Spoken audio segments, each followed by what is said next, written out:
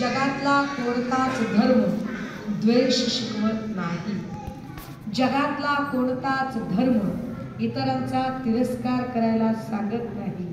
जगातला कोणताच धर्म एकमेकांचं रक्त पिण्यासाठी तहानलेला नाही। जगातला कोणताच धर्म एकमेकांचे मुर्दे पाडून मोठा होत नाही।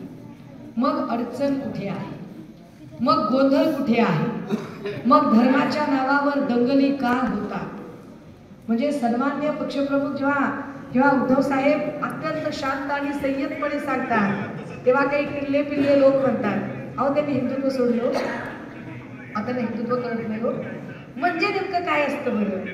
कधी तुम्ही विचार केलाय का? तुमच्यापैकी किती जणांना सांगता येतं बरं?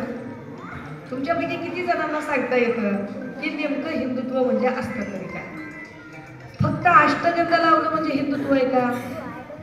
फक्त हातात रुद्राक्ष किंवा असं भगवा काहीतरी बांधणं म्हणजे हिंदुत्व आहे का? फक्त उपवास करणं म्हणजे हिंदुत्व आहे का? फक्त असं जप जप जप जप राम नाम जपना पराया माला अपना, राम नाम जपना पराया माला अपना असं करणं म्हणजे हिंदुत्व आहे का? नुसत्या फेऱ्या मारत राहणं देवाला म्हणजे हिंदुत्व आहे का? लक्षात घ्या, समोरच्याच्या चेहऱ्यावरचा आनंद बघून भरून येणारं मन आणि समोरच्याच्या डोळ्यातला टपोरा थेंब बघून गलबलून येणारा ऊर या दोन्हीतून वाहणारा जीवन प्रवाह म्हणजे हिंदुत्व। कुठलाही धर्म काय असतो?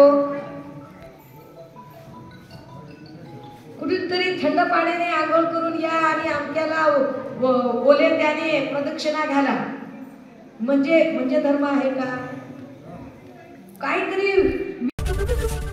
एबीपी माझा, उघडा डोळे बघा नीट।